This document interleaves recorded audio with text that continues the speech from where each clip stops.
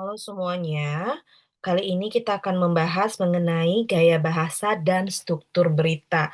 Silakan dicatat pada poin-poin yang penting untuk bisa dipelajari bersama nanti di ruang kelas.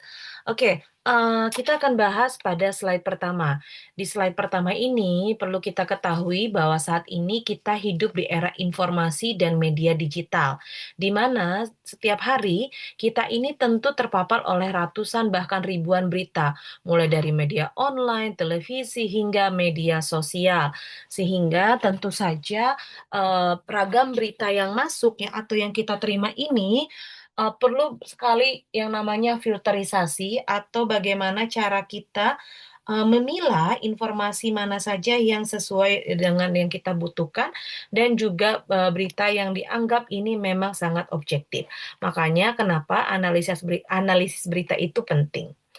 Nah, karena kalau misalnya perlu teman-teman ketahui semuanya bahwa tidak semua berita yang kita baca itu akurat, objektif, dan dapat dipercaya.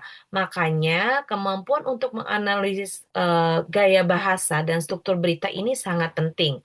Nah, dengan kemampuan itu sebetulnya kita ini bisa satu mengenali kualitas dan kredibilitas sebuah berita.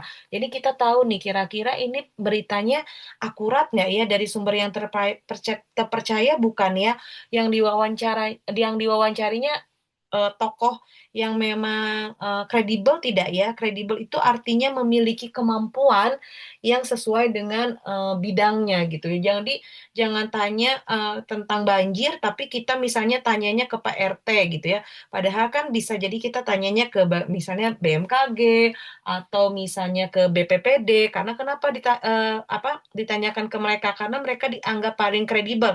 Kenapa kredibel? Karena mereka mempunyai data yang akurat terkait kenapa banjir ini terus-terusan terjadi. Misalnya kayak banjir di Jakarta, banjir di Bandung atau banjir di wilayah-wilayah lainnya yang itu bukan hanya sekali dua kali tapi misalnya rutin atau musiman ya. Setiap musim hujan pasti selalu banjir misalnya seperti itu. Nah, kemudian, selain itu, yang kedua adalah membedakan berita fakta dengan opini dan hoax. Ini yang benar, yang betul-betul harus sangat diperhatikan. Bagaimana kita dapat membedakan berita fakta dengan opini dan hoax. Kenapa ini harus mampu dibedakan? Karena supaya kita menjadi pembaca yang pintar dan cermat. Pintar dan cermat ini artinya kita mampu membedakan mana berita yang fakta, mana yang opini dan hoax dengan melakukan verifikasi informasi atau konfirmasi. Artinya bukan hanya baca di satu news aja, tapi juga baca di news-newsnya lain dan juga mencari langsung misalnya ke websitenya atau misalnya ke kanal berita yang resmi seperti itu. Nah, yang ketiga adalah memahami bagaimana strategi retorika dan framing digunakan oleh media dalam menyajikan suatu peristiwa. Framing yang dimaksud di sini adalah bagaimana membentuk ya. Maksudnya di sini adalah bagaimana membentuk para audiens, bukan audiens ya, membentuk para pembaca gitu ya, dalam melihat suatu berita. Nah, maksudnya memahami bagaimana retorika dan framing ini adalah untuk mengetahui kira-kira kalau misalnya sudut pandang penulis dengan apa ya, dengan human interest gitu ya, human interest itu misalnya dengan emosi menceritakan kejadian haru atau kejadian yang emosional, atau framing yang dibuat itu justru framingnya tentang kegigihan seseorang atau misalnya timeless ataupun proximity yang ini sudah kita bahas di materi sebelumnya ya. Nah, di sini juga kita bahas mengenai unsur dan struktur berita. Tentu yang sudah kita sangat pelajari dan kita pahami bersama bahwa dalam sebuah berita itu harus mengandung unsur 5W1H. Kenapa harus mengandung 5W1H? Karena dengan mengetahui 5W1H, tentu saja membantu kita memastikan bahwa berita yang ditulis itu sudah lengkap dan tidak parsial. Tidak parsial itu artinya beritanya nggak setengah-setengah gitu ya. Makanya di sini disebutkan kita ini harus memastikan ada si 5W1H-nya. Misalnya tahu nih apa yang terjadi Apa apa yang terjadi ini tentu menjelaskan, peristiwa utamanya itu apa, kenapa gitu ya, di mana gitu, peristiwanya terjadi atau where. Ini menentukan, oh kejadiannya di Bojong Soang, oh kejadiannya di Banjaran, oh kejadiannya di A, B, C, D. Nah itu adalah untuk mengetahui lokasi kejadian. Terus kapan sih ini kejadian? Nah, kapan ini kejadian juga merupakan satu hal yang penting. Kenapa? Supaya tahu ini tuh kapan ya kejadiannya. Kenapa sih ini perlu, tahu kapan kejadiannya? Karena untuk menjelaskan, kira-kira waktunya itu bukan hari aja ya, tapi jamnya gitu ya. Jamnya itu kapan ya kejadiannya, di menit berapa, biasanya kan suka sampai detail ya, terjadi gitu. Eee, nah, kemudian juga ada who ini adalah mengidentifikasikan pihak yang terlibat. Pihak yang terlibat itu, katakanlah kita masih di kasus banjir gitu ya. Kalau kasus banjir berarti misalnya who-nya itu korban. Who, siapa nih yang terdampak banjir? Korban. Who, siapa orang yang lapor ke media atau misalnya, siapa orang yang, cepat tanggap dalam menangani banjir? Who. Terus, who lagi, misalnya BPBD atau lembaga terkait atau misalnya Pak RT, Pak RW, kelurahan gitu ya, atau kepolisian untuk membantu. Who lagi siapa? Who lagi tuh misalnya relawan atau volunteer yang membantu para korban banjir. Nah, ini mengidentifikasi siapa aja nih orang-orang yang ada di peristiwa atau dalam berita tersebut. Nah, selanjutnya ada why. Kenapa ya? Apa ya yang menyebabkan banjir itu terjadi? Ini kalau kita ngomongin tentang banjir ya. Apa ya penyebab si banjir itu terjadi? Apakah karena masyarakat buang sampah sembarangan? Ataukah karena memang aliran airnya tersumbat sehingga menyebabkan banjir? Ataukah karena memang materi tanah yang ada di daerah tersebut itu memang, apa ya, turun, tanahnya sehingga, mudah sekali menjadi banjir, misalnya seperti itu. Jadi kenapa, harus jelas itu latar belakang banjirnya itu kenapa. Terus bagaimana proses atau bagaimana, kronologi atau proses kejadiannya. Nah, kronologi atau proses kejadian itu benar-benar rinci, misalnya kapan banjir mulai terjadi, apakah genangannya langsung sepaha, ataukah misalnya cuma semata kaki dulu, terus tiba-tiba misalnya apakah ada yang hanyut, kapan terendamnya, berapa lama sudah bertahan di rumah tersebut untuk dapat bantuan, dari banjir. Nah, ini merupakan how atau bagaimana ya. Next, dari si unsur dan struktur berita ini, atau 5W ini, unsur yang paling penting, adalah unsur yang paling penting tentu harus, apa ya, menempatkan why dan how di bagian tubuh agar tidak mengganggu alur, bagian awal. Jadi jangan tiba-tiba, "Why? Kenapa?" Gitu ya, tapi, harus dikasih tahu dulu gitu, jangan tanya why dulu, kenapa, tapi, kita harus tahu dulu apa sih yang terjadi gitu ya, harus tahu dulu apa yang terjadi, terus di mana kejadiannya, kapan kejadiannya, dan kenapa itu baru terjadi. Jadi berurutan pertanyaannya, nggak bisa nih tiba-tiba why ada di, atas gitu ya, di awal berita, atau misalnya tiba-tiba how. How itu kan misalnya, rincian detail dari satu berita, tiba-tiba udah diceritain di awal. Orang mah kalau misalnya itu ditaruh di awal, nggak perlu lagi tuh yang namanya what, where, when, who. Kalau kayak gitu beritanya jadi nggak lengkap, itu disebutnya berita parsial atau tidak lengkap. Dan itu bisa menimbulkan salah persepsi, salah pemahaman, sehingga menjadi ambigu. Kalau sudah ambigu, maka nanti bisa jadi beritanya dianggap hoax, seperti itu. Makanya perlu sekali kita memahami mengenai struktur dasar berita ini, kayak gitu. Oke, selanjutnya kita bahas mengenai, struktur teks, atau struktur berita, dengan, pola, piramida terbalik. Nah, dalam pola piramida terbalik ini sebetulnya dalam penulisan berita itu mengikuti model piramida terbalik. Piramida terbalik itu berarti kalau misalnya dalam, metode penelitian dari umum ke khusus gitu ya, dibahas dulu yang umumnya baru ke khusus. Nah, di mana informasi yang paling penting diletakkan di bagian atas diikuti oleh rincian tambahan di bawahnya gitu ya.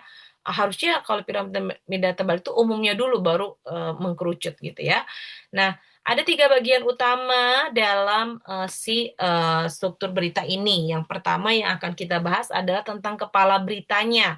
Nah, si kepala berita ini sebetulnya lebih kepada bagian pembuka yang memuat si isi beritanya, yaitu unsurnya itu terdiri dari apa, what, siapa, who, eh, di mana itu, where, kemudian they have like kapan gitu ya, kapan itu when.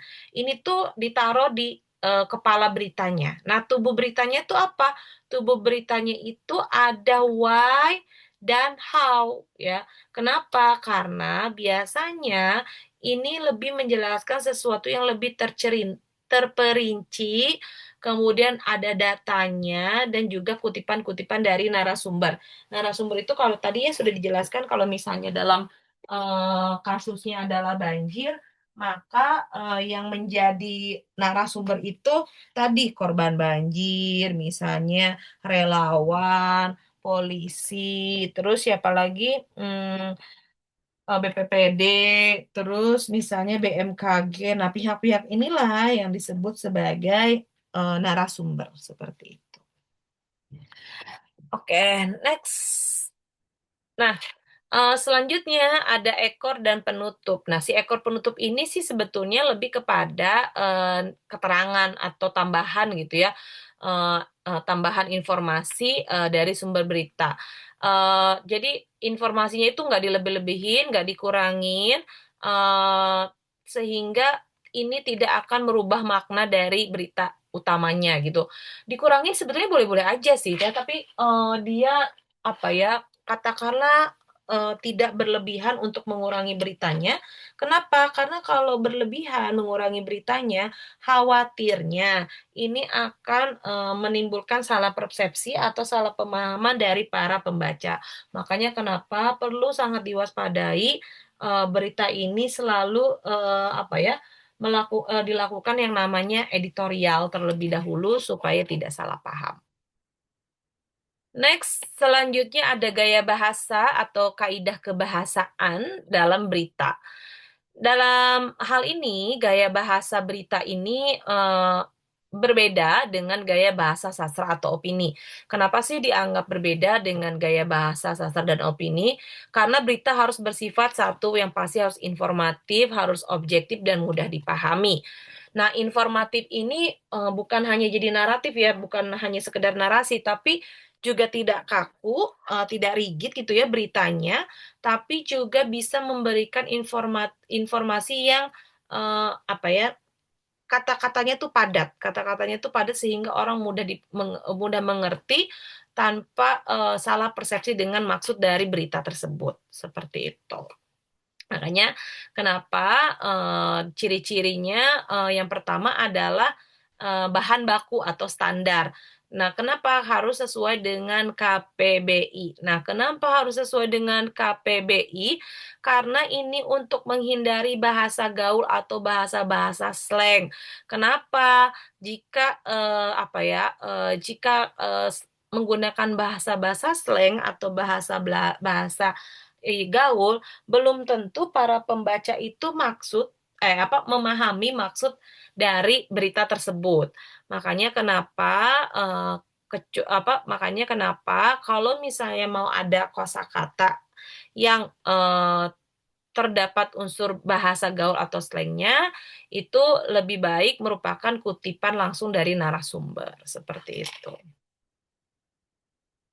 Nah, ini juga dikatakan bahwa menggunakan kalimat dari si gaya bahasa tadi itu ya, tentu harus harus singkat, padat dan jelas agar pembaca juga cepat menangkap apa sih inti dari berita yang ingin disampaikan. Nah, ada elemen penting lainnya gitu ya yang perlu teman-teman ketahui bahwa eh, kata kerja mental atau verba mental ini seperti menyatakan, mengkhawatirkan, merasa atau berharap. Biasanya kata-kata ini membantu menyampaikan sudut pandang, tetapi harus digunakan hati-hati agar tidak mengaburkan fakta. Kenapa? Karena kata kerja mental ini adalah untuk mengecek nih, kira-kira kalau misalnya kita buat berita ini, gimana ya mentalnya para pembaca, apakah tersinggung, sakit hati, atau misalnya apakah juga para pembaca menjadi apa ya?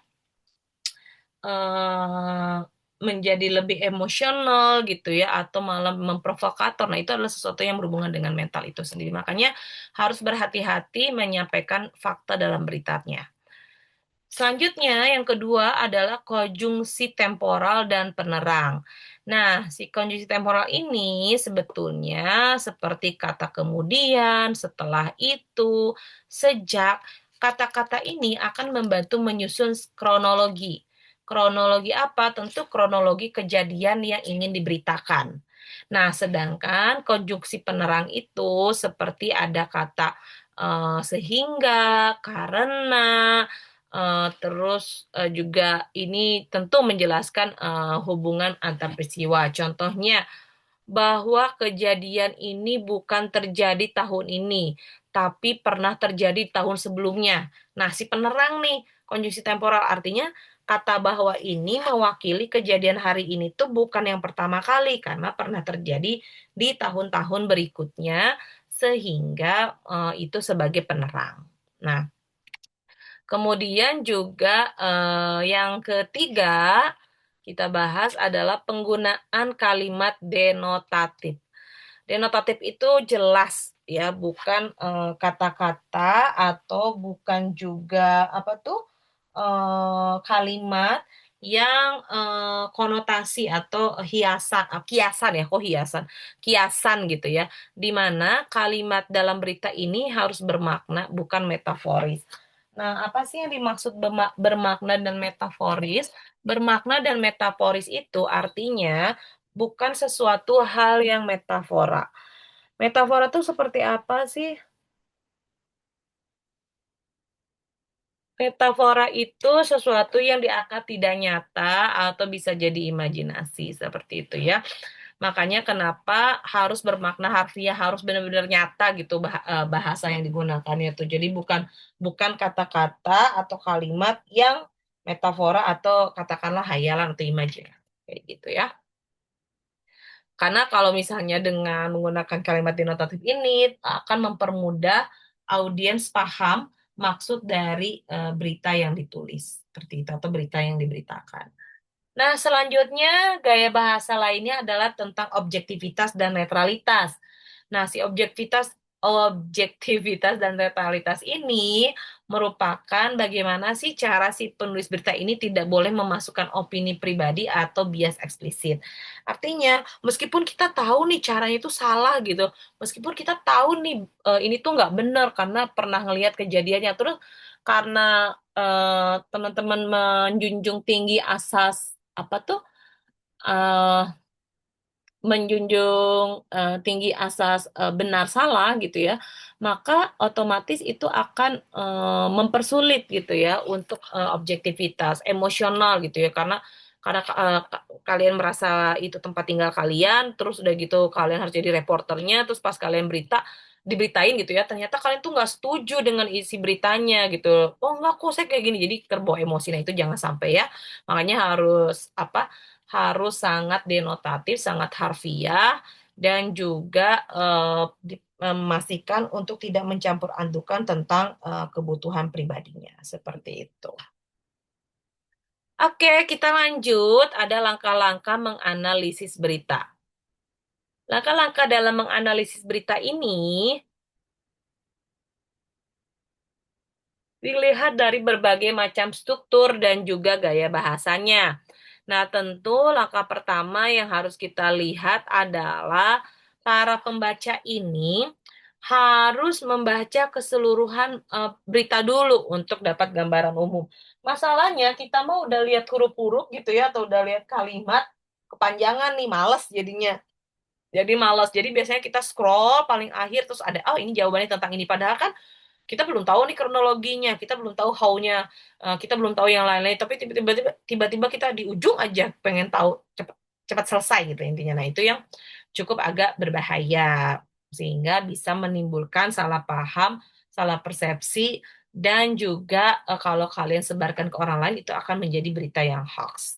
Nah, selanjutnya yang kedua adalah identifikasi struktur dari si berita tersebut. Mana yang layak jadi bagian lead-nya, mana yang layak menjadi bagian tubuhnya, dan mana yang layak jadi bagian penutup. Makanya kenapa di slide sebelumnya dikatakan kalau beberapa poin ini hanya untuk apa ya? Katakanlah hanya untuk bagian tubuh saja. Kayak tadi ya gitu, misalnya uh, how and then when I said ya.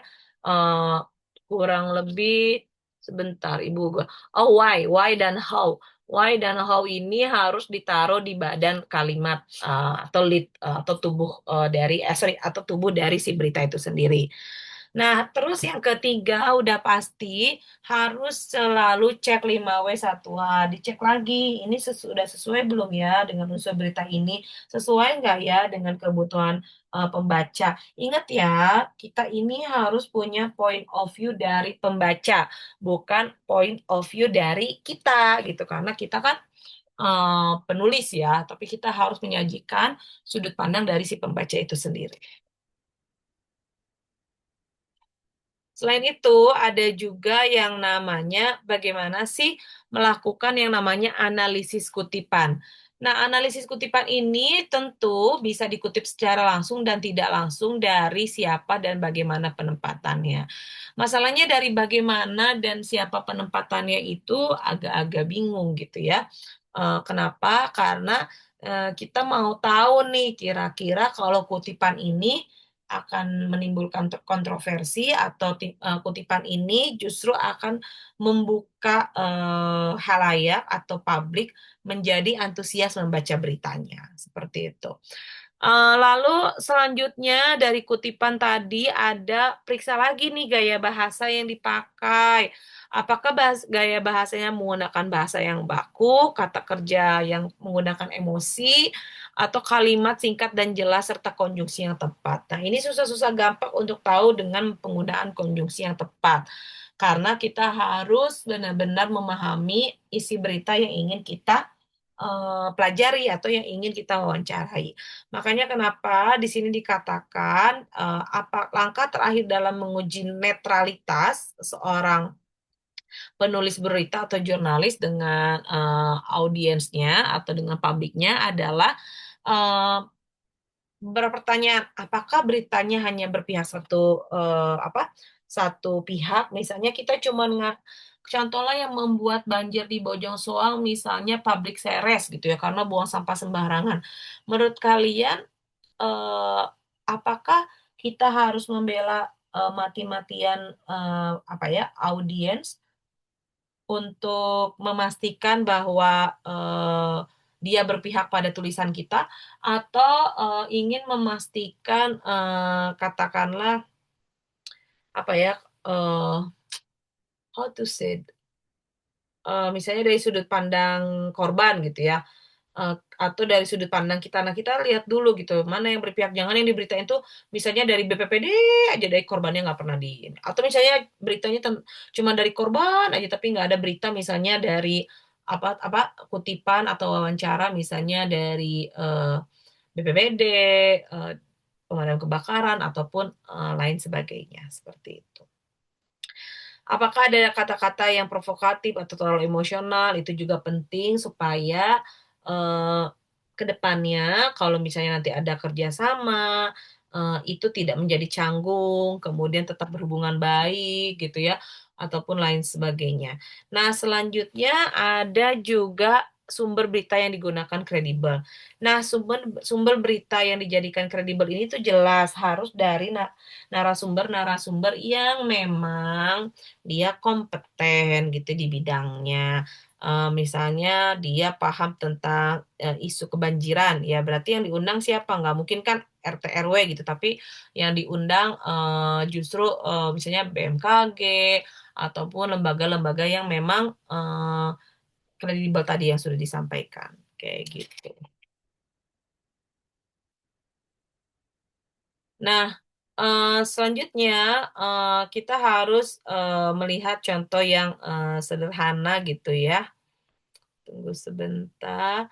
Eee, oke, ini adalah, tadi ya, cermati supaya tidak netral. Ini pertanyaan-pertanyaan yang bisa apa ya, dicari gitu ya, sudut pandangnya jangan satu pihak, jangan ada bahasa yang provokatif atau terlalu emotif. Emotif tuh emosional ya. Jelas sumber beritanya, dari siapa, tadi ya sudah disampaikan, kemudian evaluasi kelebihan dan kekurangan. Ingat, ini mungkin nanti ditanyakan di kelas. Pada saat proses evaluasi perlu dilakukan yang namanya monitoring dulu. Ingat ya, harus selalu dinamakan monitoring dulu. Kenapa? Supaya hasil evaluasinya akurat dengan hasil monitoring yang dilakukan. Misalnya monitoring jurnalis A gitu ya, cara kerjanya, cara menyajikan beritanya seperti apa. Terus kita monitoring nih misalnya 1 minggu, 2 minggu, 3 minggu. Nah, baru setelah itu bisa dilakukan evaluasi terhadap, mmm, si narasumber ini gitu ya, seperti itu, atau terhadap si berita ini, gitu. Oke, ini adalah contoh analisis singkat seperti biasa, misalnya beritanya berjudul "Banjir di Kota Jakarta Tewaskan 5 Orang". Nah, di sini perlu diketahui pada bagian lead ini sebetulnya harus ditambahkan beritanya seperti ini. Hujan deras sejak malam menyebabkan sebagian wilayah kota Jakarta tergenang dan menewaskan 5 orang. Oke, seperti yang tadi ya, kita bahas satu-satu. Hujan deras sejak Jumat malam itu ada when, ya. Wilayah kota Jakarta ada where. Terus menyebabkan 5 orang tewas who, ya. Terus udah kayak gitu, apa yang terjadi? Yang terjadi adalah hujan deras. Makanya ini meliputi apa, kapan, siapa, dan di mana, ya. Harus diperhatikan, mengenai, pemotongan lead ini. Nah, kalau misalnya tubuh berita tentu, yang tadi, dibahas di awal-awal, berarti itu ada di, tubuh beritanya gitu ya. Nah, tubuh berita ini sebetulnya lebih menguraikan mengapa dan bagaimana, biasanya yaitu ada unsur apa saja ya yang terkait, dari makanannya misalnya, sorry makanannya, dari beritanya kok maksudnya, berita tentang makanan gitu ya. Jadi ada unsur apa dalam berita tersebut, siapa, misalnya kalau, banjir gitu ya, kalau misalnya banjir berarti unsurnya tuh apa ya yang menyebabkan banjir? Siapa ya yang korban banjir atau yang nolong orang banjir ini gitu ya.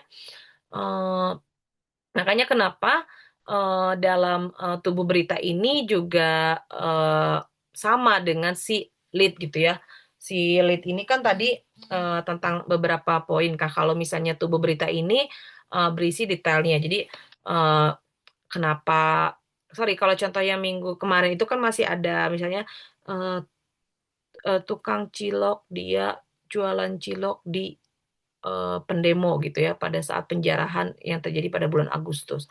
Atau misalnya kemarin contoh dari temannya kalian nih itu, orang malah asik berenang di kala banjir misalnya seperti itu. Dan itu dijelasin gitu ya kenapa begitu, gimana bisa seperti itu. Mungkin, para warga berenang pada saat banjir ya supaya menghilangkan, stres gara-gara belum ada bantuan dan, tempatnya terisolasi, misalnya seperti itu. Ya, satu tubuh berita, next ada ekor. Nah, ekor atau penutup ini biasanya memuat, keterangan tambahan, sumber berita, atau informasi yang bisa dihapus tanpa mengubah, isi berita tersebut gitu ya. Nah, kalau misalnya, dari seekor berita ini, bisa kita tambahkan, misalnya, muat data tambahan seperti jumlah pengungsi, atau pernyataan dari BPPD gitu ya. Kalau tadi kan si, bagian tubuh beritanya itu, jelas gitu ya, kronologi banjir, penyebabnya misalnya karena meluapnya sungai atau buruknya drainase, serta kutipan dari warga dan pejabat.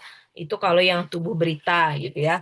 Kalau yang tadi kan lead itu dia misalnya bahas mengenai unsur apa, kapan, siapa, dan di mana, dan itu sudah terpenuhi. Kan banjir di kota Jakarta tewaskan 5 orang, kayak gitu. Nah, itu yang di ekor. Selanjutnya, contoh analisis singkat dari si gaya bahasa ini menggunakan bahasa yang baku. Kenapa?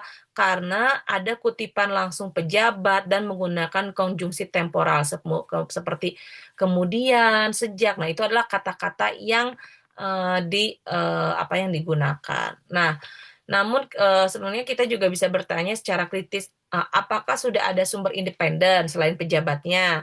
Apakah penyebab utama dijelaskan secara mendalam? Apakah opini tersebut di dalam teks? Jadi maksudnya di dalam teks ini jelas gitu, kira-kira ini ngebahasnya tentang apa? Makanya kenapa gaya bahasanya harus menggunakan gaya bahasa yang baku. Misalnya ada kutipan langsung dari pejabat. Kami sudah kerahkan tim SAR, kata Bupati Yoyo misalnya. Konjungsi temporalnya apa gitu ya. Kemudian, kemudian beberapa hari atau jangan kemudian, sejak bantuan turun dari bupati masyarakat Bojong Soang menjadi A B C D gitu. Nah, itu disebut dengan konjungsi temporal itu sendiri. Nah, kalau kata kerja mental itu mengkhawatirkan, kondisi banjir ini sangat mengkhawatirkan. Masyarakat menyatakan bahwa, nah itu merupakan kata kerja mental. Si kata kerja mental ini tentu adalah untuk mengetahui gitu ya, bukan mengetahui. Kerja mental itu untuk menarik empati dari para pembaca atau para audiensnya. Nah, sedangkan kalau si analisis kritis, berarti ada beberapa pertanyaan tadi ya yang sudah disampaikan. Pertanyaan-pertanyaan yang mungkin muncul gitu, apa seperti kayak apakah sudah ada sumber independen yang lain selain pejabat gitu, misalnya dari pihak relawan ataupun dan lain sebagainya. Atau misalnya apa penyebab utama, minta dijelaskan secara mendalam. Atau misalnya ada apa ya? Misalnya ada klaim opini, misalnya, "Oh nggak harus nih, ini salah, ini kan kutipan yang pernah disampaikan sama BPBD tahun 2024, tapi kan kita banjirnya tahun 2025." Nah, itu hati-hati ya. Misalnya pernyataan dari BPPD-nya tahun 2024, tapi dibilangnya itu apa, pendapat dari BPPD tahun 2025, sehingga itu bisa menimbulkan berita yang hoax karena klaim opini secara tersembunyi gitu. Oke deh, next kita lanjut ke oke sudah ya. Sudah selesai, ini ada referensi buku yang digunakan. Silahkan nanti digunakan. Tapi ada satu tambahan buat semuanya. Jadi sebenarnya si kemampuan menganalisis gaya bahasa dan struktur berita ini membantu kita menjadi pembaca yang kritis dan cerdas. Kenapa menjadi pembaca kritis yang cerdas? Karena kita tidak hanya tahu isi beritanya aja, tapi kita juga berusaha untuk memahami bagaimana media membingkai atau memframing berita tersebut atau peristiwa tersebut. Jadi ingat, berita bukan hanya tentang apa yang terjadi, tapi juga bagaimana dan mengapa ya berita itu muncul, peristiwa itu terjadi, dan gimana cara menyampaikannya supaya tidak menjadi ambigu dan tidak menjadi salah paham bagi para pembaca, sehingga sudut pandangnya benar-benar menggunakan sudut pandang yang objektif. Oke, sip. Terima kasih untuk kali ini. Mohon maaf kalau misalnya ada kata-kata yang mungkin agak belibet atau misalnya membingungkan dan lain sebagainya, bisa ditanyakan nanti di ruang kelas ya. Oke, terima kasih.